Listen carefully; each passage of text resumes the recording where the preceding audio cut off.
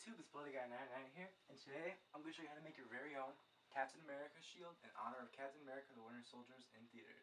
So you're going to want to start off this build by getting a flexible flyer steel saucer sled. You can find these around Christmas, but you can get them online at certain websites. And as you can see, it has like this metal rolled trim on it, but that doesn't look good for a Captain America shield. So we're going to have to get rid of that. Now measure out your shield. Mine was 27 inches, and I would go to the middle and I would drill a small hole into the middle of the shield. Next, taking a piece of plywood with a nail in it, drill a hole as far as you can at the bend of the wood, and then put a pen in it and then spin it around. This will give you a perfect circle that you can cut out later using a jigsaw, as you can see. I would recommend going over this whole thing with Sharpie. Then drill a hole below that. This will be used for your jigsaw blade to go through. And you want to use a metal jigsaw blade. These are like special metal ones. And you want to go very slow with this. Once you're done, you should get something like this. And you want to sand the edges down so they're not so sharp. Then you're going to want to strip the paint using a paint stripper, and this is very, very messy, so I didn't videotape all of that, but you should get to the metal beneath. And then I would just wet sand that down. Then taking a paint stick with a nail in it, you're going to want to put this in the middle of the hole you made earlier with a stripping pad, and then just spin it around. This will give your shield a nice spun look that looks a lot better when the paint's on later.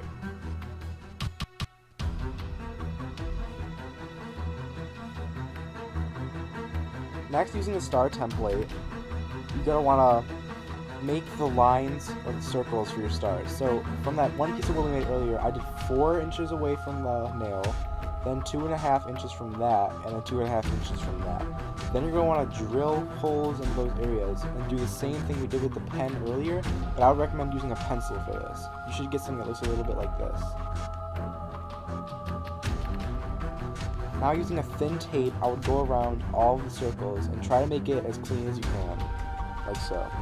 Then using a blue painter's tape, cover up the rest.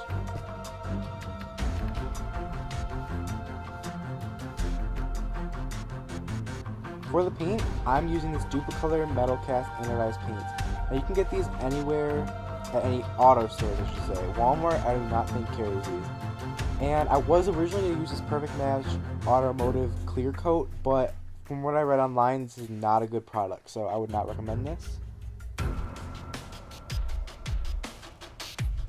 The paint using this anodized paint, you want to be 6 inches away from the shield, and you want to go in one light coat. And you won't see the paint very, very colorful right now, but you want to go around the whole entire shield like this.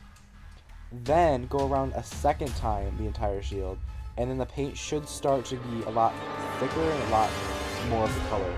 And you want to do this in one big coat around the whole shield, then let it sit for exactly 5 to 10 minutes. And I'm saying that because if you do it any more than 10 minutes, you're going to have to wait 48 hours for this to completely dry, according to the instructions. This is my second coat, and as you can see, the color is very rich. After about 5 or 6 hours, you can begin to peel off the tape. This is my favorite part of the build.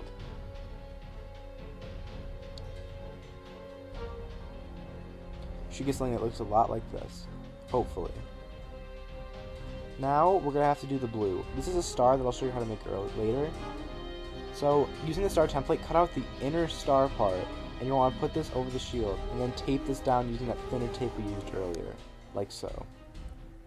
Then tape off the rest of the circle, and then use paper to tape off the rest of the shield. This is done because you want to JB weld the star on later, and you don't want to put it on the paint.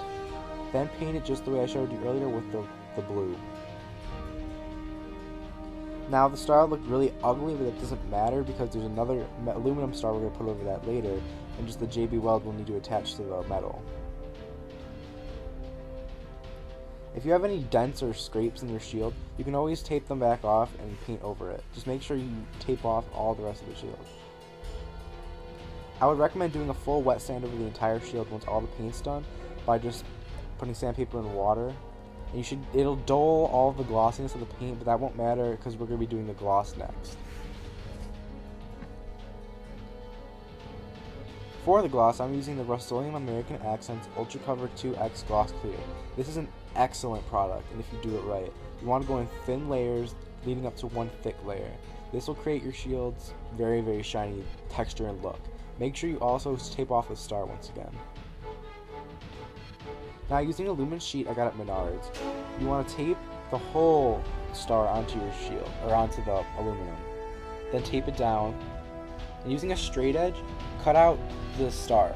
This should leave an imprint of the star behind. Now, carefully wiggle. You're not trying to bend the aluminum, just wiggle it, and you should start to feel the edges bend and snap off. Now you're going to want to JV weld this onto your shield. For the straps, just go out and get an old belt or a new belt, and want to cut it up into a few pieces. One small piece, and you want to take two of the strap pieces, the one with the hole and then the one with the buckle, and this is going to be the adjustable one for your forearm, and it's going to be attached to the shield with some screws later. Now, attach a piece of tape for showing where the top of the shield is, and then get some machine screws and an epoxy, an instant mix epoxy, and you're just going to want to glue these down to your shield, like so. You want to do this in 4 different places, pretty far away from each other. I eventually covered it back up with JV weld to make them a little bit stronger. After that, it's all dry. Put your straps through the screws and tighten them with a bolt on top.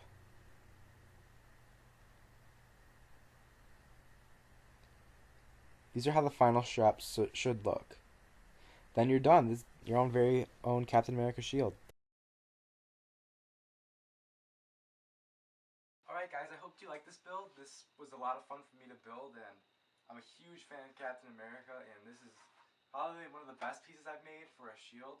But if you don't want to go out and buy these very special anodized paints, and you just want to make a regular old-fashioned Captain America comic book shield, you can do the same process I showed you, but with the white paints and red and some blue you can get at Walmart.